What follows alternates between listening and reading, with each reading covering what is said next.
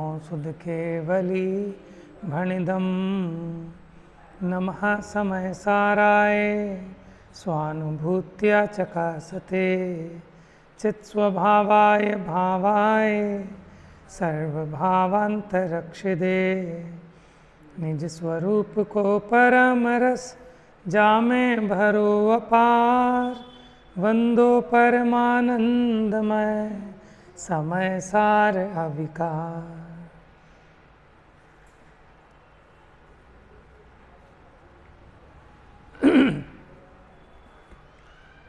तो यहाँ परिशिष्ट में वस्तु की व्यवस्था के लिए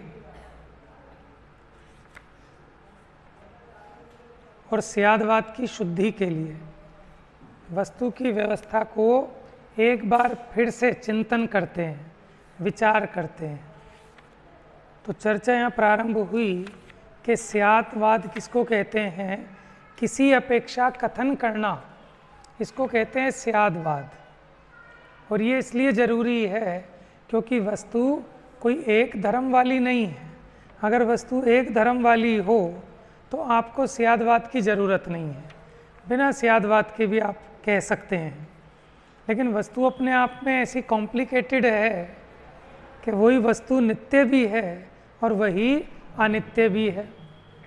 अब नित्य कहें तो अनित्य छूटता है, अनित्य कहें तो नित्य छूटता है। तो अब कैसे कहें कि हम उसको स्यादवाद की शैली में कहते हैं। स्यादवाद अनेकांतमय वस्तु को कहने की पद्धति है, कहने की शैली है, कथन शैली है। और अनेकांत वस्तु का स्वरूप है। अनेकांत माने अनेक धर्मात्मक। और यहाँ मुख्यपने अनेक धर्म तो ठीक है, लेकिन आपस में विरुद्ध प्रतीत होने वाले। जैसे कल कहा था, ये जल गर्म है कि ठंडा, कि हम कह रहे हैं गर्म भी है और ठंडा भी है, लेकिन इससे बात समझ में नहीं आती।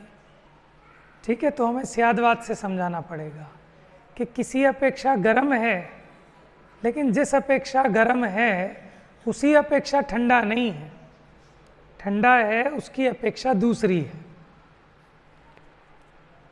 कि आप सही भी हो, आप गलत भी हो, कि किस अपेक्षा सही हो, किस अपेक्षा गलत हो। ठीक है, तो ऐसे हर एक वस्तु को समझने और कहने के लिए अगर हम स्यादवाद शैली का प्रयोग करते हैं तब तो वो ठीक से समझ में आती है। ठीक है ना, क्योंकि हम ये मान के चल रहे हैं ये अज्ञानी जीव है कि जो अभी वस्तु के स्वरूप से परिचित नहीं है, उसको स्वरूप का परिचय कराना है। और जो वस्तु के स्वरूप से परिचित हैं, भले ही वो अपनी भाषा में स्यादवाद का प्रयोग ना भी करें, तो भी ये समझना कि उनका कथन स्यादवाद को लिए हुए ही है। ऐसा आचार्यों ने कहा है। भले ही हम अपेक्षा लगाएं या ना लगाएं, लेकिन चूंकि हम स्यादवादी हैं तो हमारे हर कथन में ये आप गर्वित समझना कि हम जो कह रहे हैं वो किसी एक अपेक्षा से ही कह रहे हैं, सर्वथा नहीं। समझ में आया? हम मुमुक्षु है ना, तो हम बात यहीं से उठाते हैं कि आत्मा शुद्ध है किसी अपेक्षा या सर्वथा। क्यों? किसकी अपेक्षा?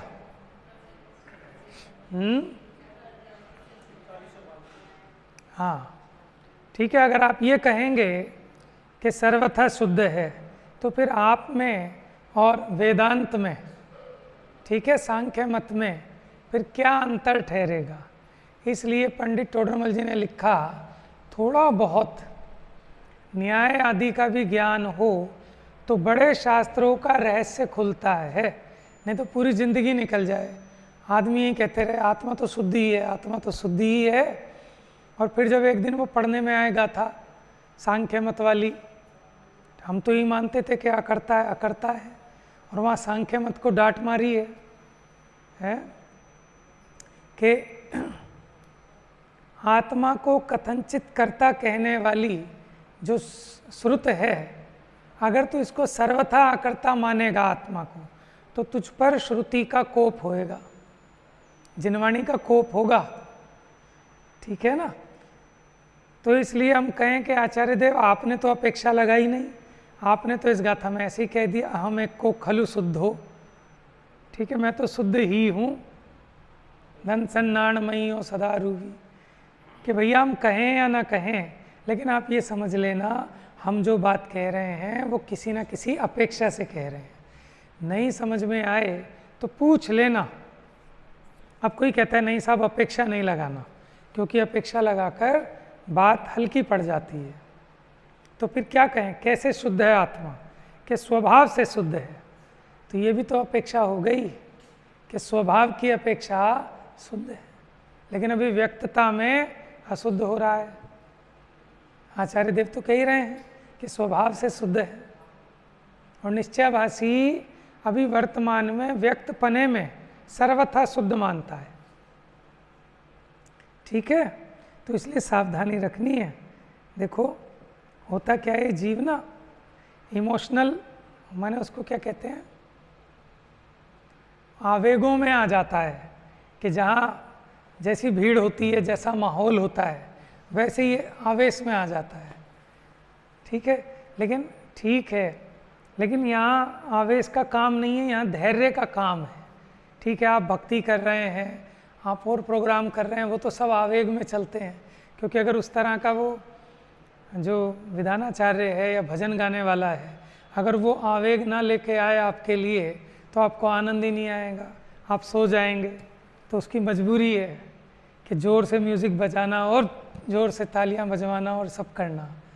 लेकिन अब जब आपको तत्व का विचार करना है तो सारे इमोशंस को एक तरफ रखना और धैर्य के साथ, गंभीरता के साथ विचार करना। नहीं तो क्या होगा कि गंगा गए गंगादास और जमुना गए जमुनादास। जब शुद्ध वालों की भीड़ में बैठे तो आत्मा शुद्ध है, 100% शुद्ध है, ठीक है, अशुद्ध हुआ ही नहीं आज तक, ठीक है। फिर अशुद्ध वालों में बैठे, हाँ सही बात है, पर्याय में तो अशुद्ध है, वर्तमान में दिख रहा है, शरीर किसके हैं, राग आदि किसके हैं। ऐसे ही स्वप्रकाशक वालों में बैठे तो आत्मा स्वप्रकाशक ही है, आत्मा पर को जानता ही नहीं। समझ में, ऐसा नहीं, क्योंकि निर्णय चाहिए, ठीक है, कहो कुछ भी, ठीक है, अब सामाजिक भय से या किसी और कारण से, लेकिन निर्णय तो ठीक कर लो कि वस्तु का स्वरूप कैसा है। आचार्य देव क्या कह रहे हैं, तो अमृत चंद्र आचार्य ये परिशिष्ट में स्यादवाद की शुद्धि कर रहे हैं, क्योंकि उन्हें इस पंचम काल के जीवों पर भरोसा नहीं है कि इन्हें कितना ही मैंने निश्चय नय और व्यवहार नय से समझाया हो, लेकिन फिर भी ये गालम गाल करे बिना मानने वाले नहीं हैं। पूरी रात बच्चे को पढ़ाया मैथमेटिक्स, लेकिन सुबह उठ के पापा फिर दोबारा एक बार सावधान करते हैं, क्योंकि हमें पता है कि फिर जाके गड़बड़ करके आएगा वो। तो पूरा ग्रंथ हो गया 415, अब कहते हैं अब तो माफ़ कर दो, अब भी पेट नहीं भरा और कितना समझाओगे।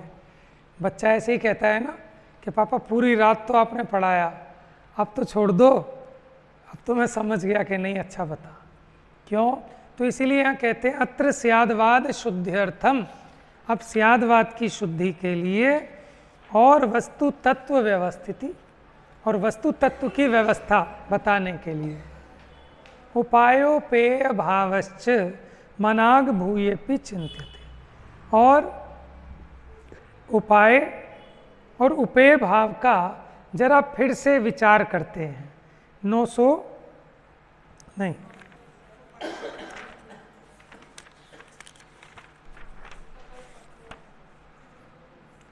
पेज नंबर है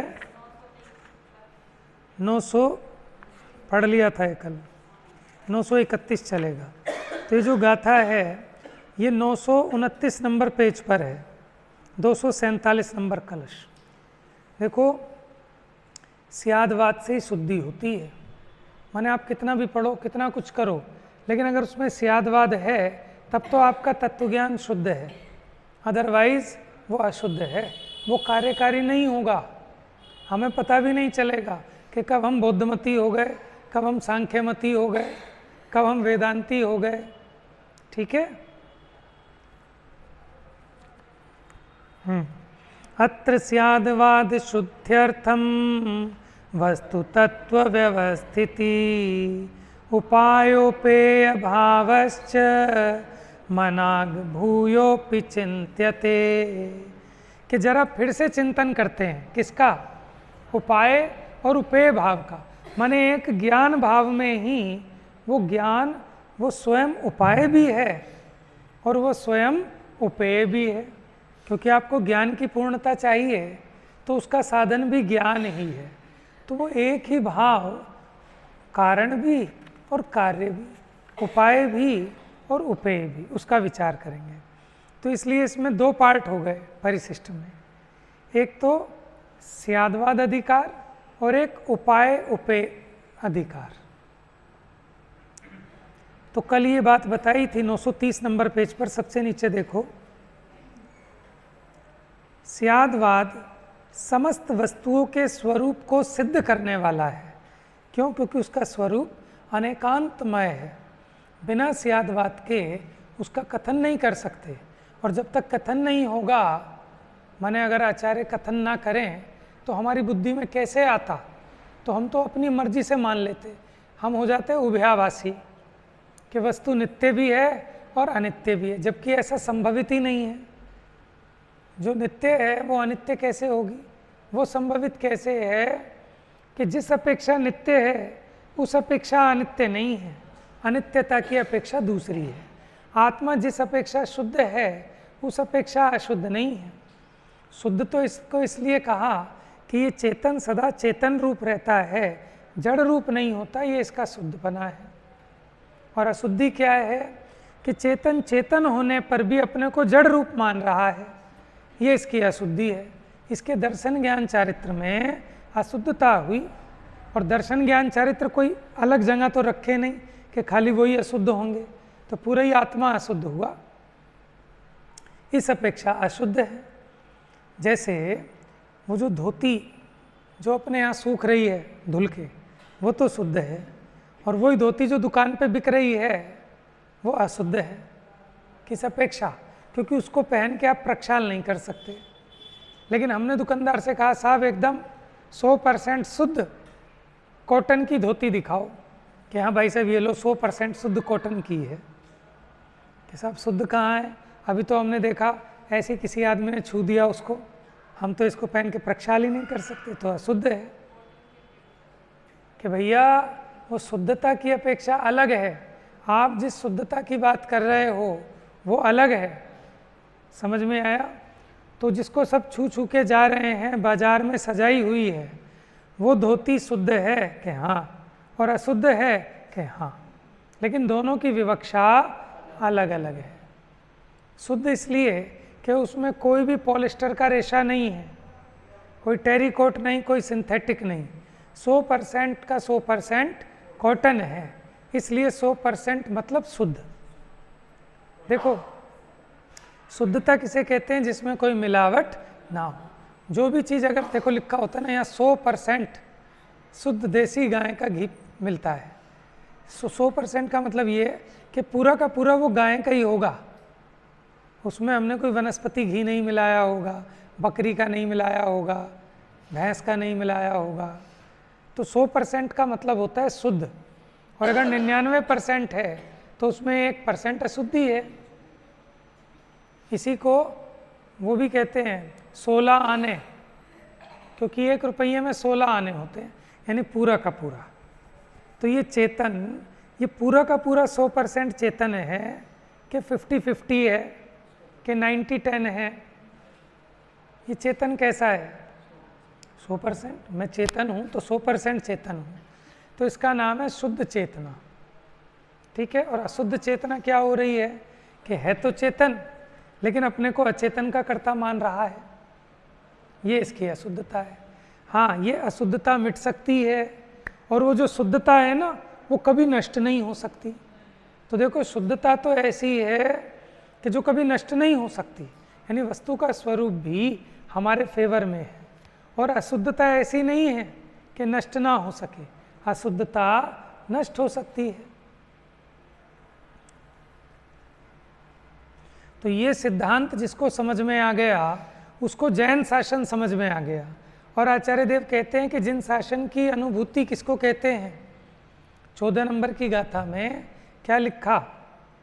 अबद्ध पुट्ठम वाली गाथा है ना, अबद्ध स्पृष्ट अनन्य अविशेष नियत असंयुक्त, ऐसा जो आत्मा को देखे वो शुद्ध नय है, और शुद्ध नय है वो आत्मा के शुद्ध स्वरूप को दिखाता है।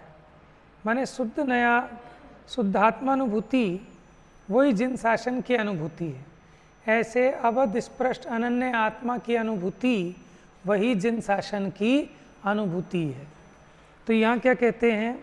स्यादवाद समस्त वस्तुओं के स्वरूप को सिद्ध करने वाला है, क्योंकि वस्तु का स्वरूप कैसा है? अनेकांतात्मक। अरहत सर्वज्ञ का एक अस्खलित निर्बाध शासन है। निर्बाध माने जिसमें कोई बाधा आ ही नहीं सकती। समझ में आ रहा है? शासन, शासन कहते हैं उपदेश को। शासन किसको कहना? उपदेश को। अस्खलित माने जो कभी स्खलित नहीं होता, जिसमें कभी मिस्टेक नहीं होती।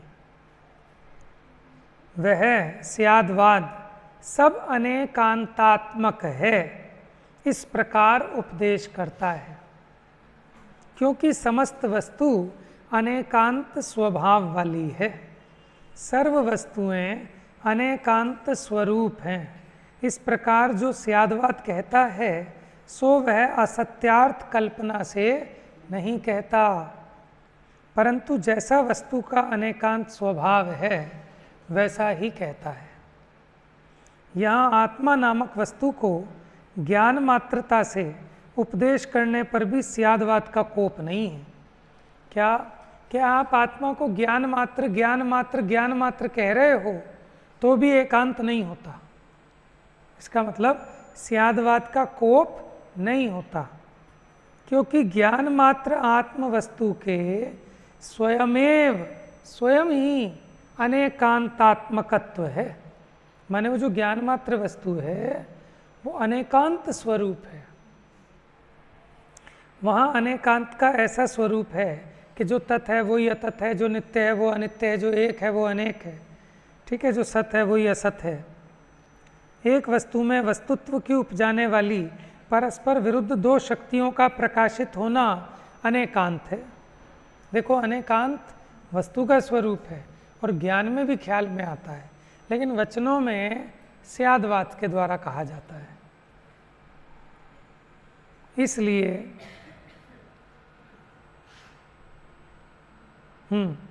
अपनी वस्तु को भी ज्ञान मात्रता होने पर भी तत्व अतत्व, एकत्व अनेकत्व, सत असत, नित्य अनित्य प्रकाशता ही है, क्योंकि उसके अंतरंग में चकचकित प्रकाशमान ज्ञान स्वरूप के द्वारा तत्पना है। माने आत्मा अपने ज्ञान स्वरूप मई है ना, इसी को कहते तत्पना। और बाहर जितने भी गेय हैं इन रूप नहीं होता, इसलिए इनसे अतत्पना है। तो आत्मा तत्रूप भी है और अतत्रूप भी है। इसी प्रकार ये सब बता दिए थे, एक रूप अनेक रूप, सत्व रूप असत्व रूप, नित्य रूप अनित्य रूप। नेक्स्ट पेज पे आइए।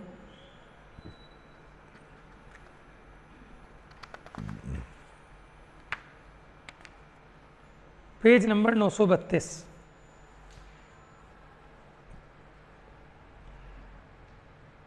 देखो, हमने यहाँ कहा था कि ज्ञान मात्र कहने पर भी स्यादवाद का कोप नहीं होता, क्योंकि ज्ञान मात्र स्वयं से ही अनेकांतात्मकत्व है।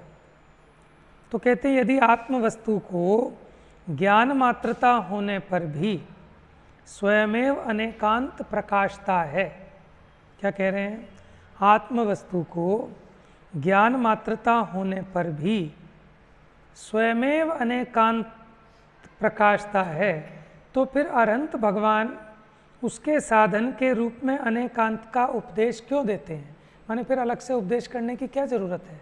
जब स्वयमेव अनेकांत प्रकाशता है ज्ञान मात्र वस्तु को, तो आप अलग से अनेकांत का उपदेश क्यों दे रहे हो?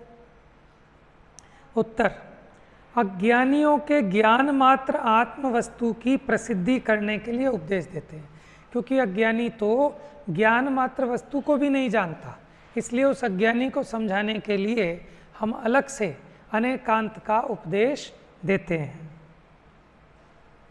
ऐसा हम कहते हैं। वास्तव में अनेकांत के बिना ज्ञान मात्र आत्म वस्तु ही प्रसिद्ध नहीं हो सकती। क्यों नहीं हो सकती? क्योंकि वो ज्ञान मात्र भी, मात्र कहने पर अज्ञान का और परद्रव्य का निषेध है, लेकिन उसके साथ रहने वाले जो अनंत गुण हैं, अनंत धर्म हैं, नित्य अनित्य एक अनेक, इनका निषेध नहीं है। अब अनेकांत के बिना माने स्यादवाद के बिना ज्ञान मात्र वस्तु को कैसे प्रसिद्ध नहीं किया जा सकता, वो बताते हैं। स्वभाव से ही बहुत से भावों से भरे हुए इस विश्व में सर्व भावों का स्वभाव से अद्वैत होने पर भी, माने सारे के सारे भाव माने पदार्थ अपने स्वभाव से अद्वैत हैं, माने अपने स्वभाव से दोपना नहीं है, अपने स्वभाव से भिन्न नहीं है। अद्वैत माने एकम एक, द्वैत माने भिन्न रूप दूसरे। तो अपने स्वभाव से अद्वैत होने पर भी, यद्यपि प्रत्येक पदार्थ अपने स्वभाव से अद्वैत है, फिर भी द्वैत का निषेध करना अशक्य होने से समस्त वस्तु स्वरूप में प्रवृत्ति और पर रूप से व्यावृत्ति, व्यावृत्ति माने हटना और प्रवृत्ति माने लगना, इनके द्वारा दोनों भावों से अध्यासित है। अध्यासित है मैंने, अध्यासित का भाव क्या होगा कि इसके द्वारा माने उस प्रकार से रह रही है, प्रवर्त रही है, उस रूप है। अर्थात समस्त वस्तु स्वरूप में प्रवर्तमान होने से और पर रूप से भिन्न रहने से, यानी मैं मेरे रूप तो रहता हूँ लेकिन पर रूप से भिन्न रहता हूँ, इसलिए मैं अभिन्नत्व भाव को भी लिए हूँ और भिन्नत्व भाव को भी। वहाँ जब यह ज्ञान मात्र भाव शेष भावों के साथ निज रस के भार से प्रवर्तित ज्ञाता ज्ञेय के संबंध के कारण माने आत्मा जब परद्रव्यों को, माने परद्रव्य अपने से भिन्न है लेकिन ज्ञाता ज्ञेयपना तो स्वभाव है ना कि मैं जानूंगा और वो पदार्थ मेरे ज्ञान के ज्ञेय होंगे। अनादि काल से ज्ञेयों के परिणमन के कारण ज्ञान तत्व को पररूप मानकर, माने ज्ञान को ज्ञेयों से उत्पन्न होने वाला मानकर, क्योंकि अनादि से ऐसे ही है, ज्ञान ज्ञेय का सहज ऐसा संबंध है कि जैसा ज्ञेय का परिणमन होता है वैसा ज्ञान में भाषित होता है। तो ये अपने ज्ञान को ज्ञेयकृत मान लेता है कि ज्ञान की उत्पत्ति ज्ञेय से होती है।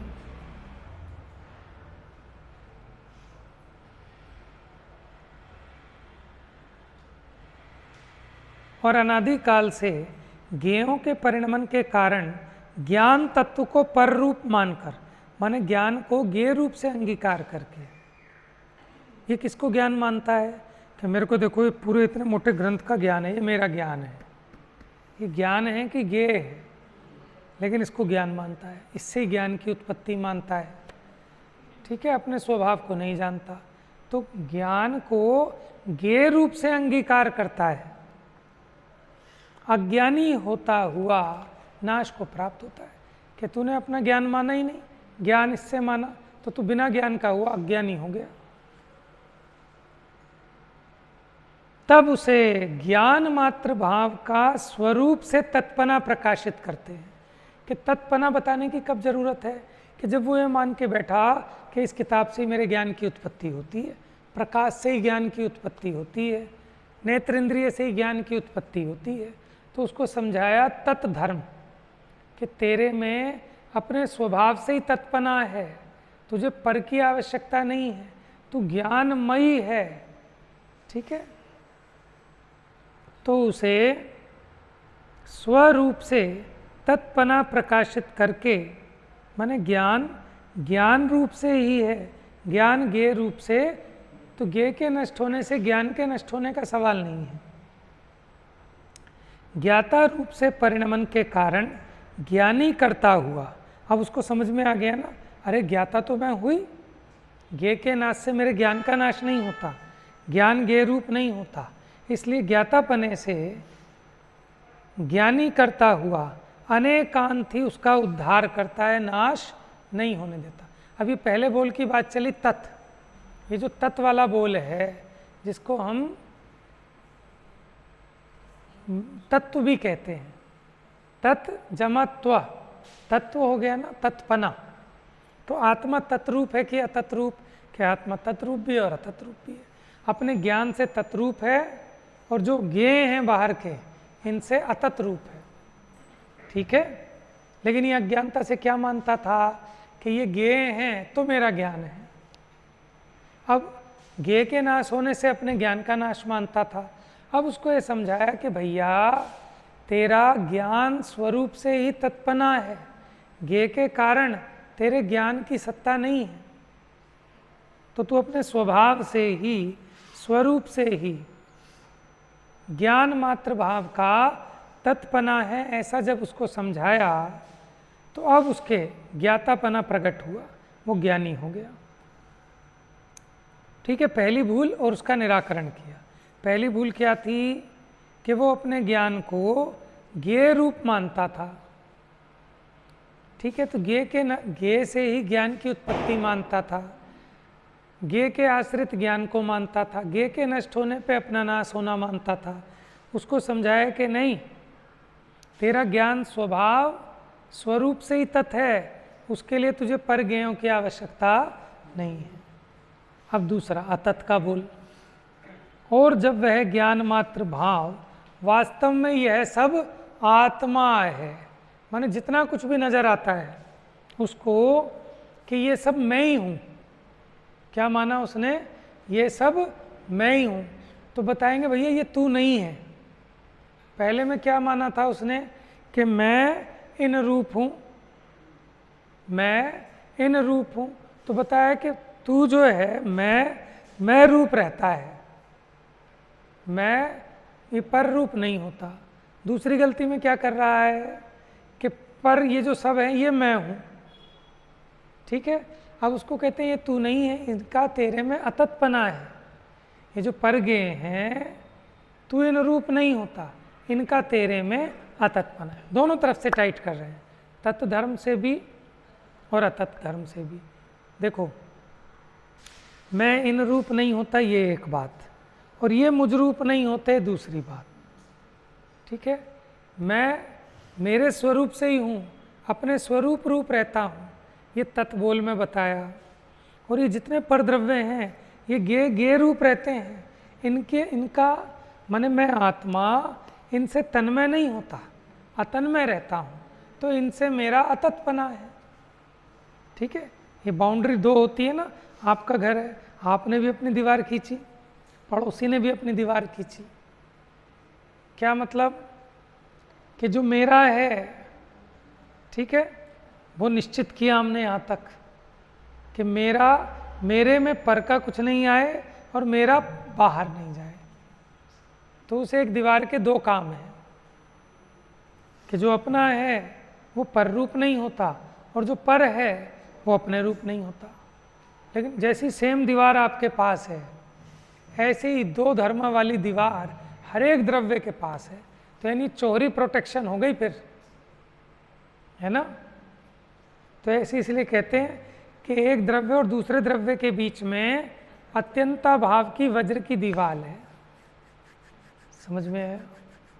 और समझदार लोग दोनों अपनी अपनी दीवारें अलग अलग खींचते हैं, समझ में है, क्योंकि नहीं तो उस दीवार पे लफड़ा हो जाएगा कि ये दीवार मेरी बाउंड्री में है कि तेरी बाउंड्री में, नहीं तो ज़रूरत ही क्या है, एक दीवार खींच ले, दीवार तो दीवार के काम आनी है? क्योंकि बड़े लफड़े होते हैं फिर उसमें, फिर उस दीवार को तुड़वाते हैं कि इस दीवार जो तूने खींची है ना 4 इंच की, इसमें से 2 इंच मेरी है, छोड़ इसको। अब वो दीवार हटा के फिर खिसकवाई जाती है। तो अब दूसरा बोल कि वास्तव में यह सब जो ज्ञेय हैं ये आत्मा है। देखो इसको ऐसे ही नहीं लगता हवा में आत्मा है, इसको ऐसा फील होता है, अपना सुख ये रुपए में लगता है, पैसे में लगता है। ये जो बच्चा है यही मैं हूँ, है। बच्चा मर गया तो मान लो मैं ही मर गया, तो आपपना लगता है ना, इसको कितना ये घुल मिल गया है, उसमें एकम एक मानता है। लेकिन वस्तु अशुद्ध नहीं हुई, चेतन उसमें मिल नहीं गया, इसने अपनी मान्यता में, अपने ज्ञान में, ठीक है, वो गड़बड़ की है। तो वहाँ इसका सुधार होना है, बस। इसको पढ़ लेते हैं, फिर और चर्चा कल करेंगे। जब वह ज्ञान मात्र भाव वास्तव में यह सब आत्मा है, आत्मा माने मैं हूँ, वही ज्ञान मात्र है, तो ज्ञान मात्र, लेकिन कैसा अनुभव करता है, यह सब मैं हूँ।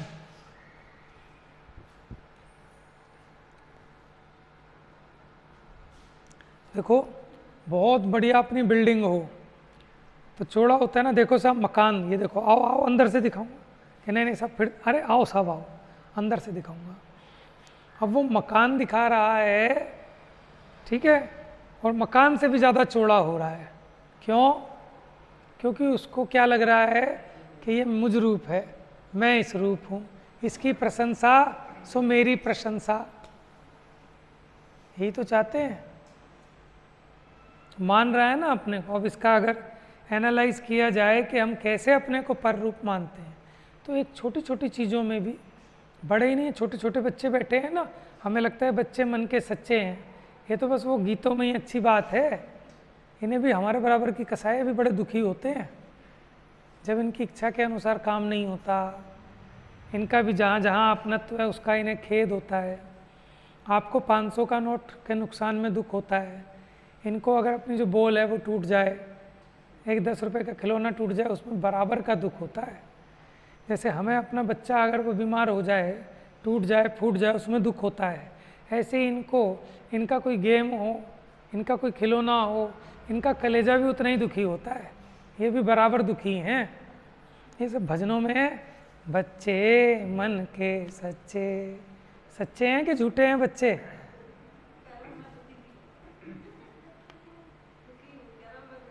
दुखी है ना, तो सभी दुखी हैं बेटा, ये दुख मिटाने के लिए यहाँ आए हैं। तो अभी तो जीव को यही समझ में नहीं आता कि मैं दुखी हूँ। कदाचित आता भी है तो वो सही तरीके से नहीं आता, पैसा नहीं है इसलिए दुखी हूँ, मम्मी मेरी बात नहीं मान रही इसलिए दुखी हूँ, मैंने कहा था मुझे कंप्यूटर दिलाओ, मुझे कंप्यूटर नहीं दिलाया इसलिए मैं दुखी हूँ, मैंने कहा था नया पेन चाहिए और वो नया पेन नहीं मिला इसलिए दुखी हूँ। तो ये दुख की भी सच्ची खबर नहीं है, समझ में? यही हालत हमारी है ना, कि साहब दुखी इसलिए हूँ, बस ये मेरी बिटिया की शादी हो जाए बस मैं सुखी हो जाऊँगा, मेरा बच्चा सही सेटल हो जाए सुखी हो जाऊँगा, अब इस बच्चे की शादी हो जाए बस सुखी हो जाऊँगा, इस बच्चे के बच्चा हो जाए बस सुखी हो जाऊँगा, इस बच्चे के बच्चे थोड़े थोड़े बड़े हो जाएं तो मैं फ्री हो जाऊँगा। कि तू कभी फ्री नहीं होने वाला, समझ में आया? जिन्हें होना था वो अपने होने से पहले फ्री हो गए हैं।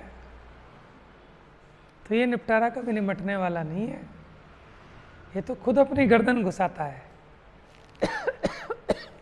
बैल होता है ना, बैलगाड़ी या खेतों में जोतते हैं जिससे हल, तो उस पर एक जुआ होता है, जुआ माने वो आगे की वो जो होती है ना, बल्लियों का बना हुआ लकड़ी का, ठीक है ना।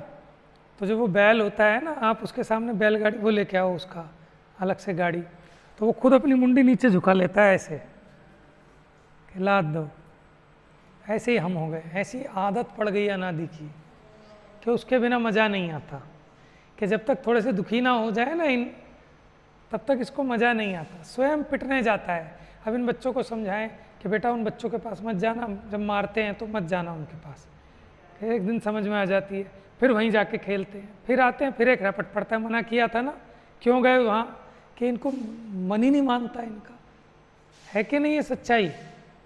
ऐसे ये जीव जिन संयोगों में दुखी होता है, कुटता है, पिटता है, लुटता है, फिर यहाँ आके भगवान के सामने रोता है और फिर जाके वहीं मरता है?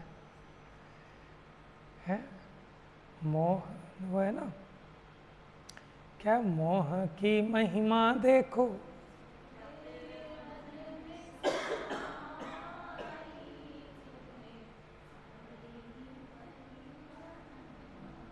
मोह का महात्म्य है। माने हमें थोड़ा देखना आना चाहिए। हमें क्या लगता है, हम सबका ऐसे ही लगता है, कोई भिखारी भूखा है, रोटी मांग रहा है, हमें लगता है कि अपनी अज्ञानता से दुखी है, मिथ्यात्व के कारण दुखी है। हमें लगता है अज्ञान, वो रोटी नहीं मिल रही इसलिए दुखी है, क्योंकि हम अपने लिए भी ऐसे ही सोच रहे हैं कि हम पे एक अच्छा घर होता ना तो हम सुखी हो जाते। तो जब हम खुद को ऐसा देख रहे हैं तो हम दूसरे को भी ऐसा ही देख रहे हैं, और सुखी करने के लिए क्या करते हैं, 10 की जगह सेठ जी 100 रुपये निकाल के देते हैं और फिर खुश होते हैं, आज तो मैंने इसे सुखी कर दिया। और वो सुखी नहीं होता और दुखी हो जाता है। अब कल को कोई 2 रुपये देगा ना, उसका मुंह उतर जाएगा, उसकी एक्सपेक्टेशन क्या है 100 रुपये की। तो 100 रुपये मिलने पे सुखी होना चाहिए था, लेकिन अब उसके दुख और बढ़ गया। समझ में आया?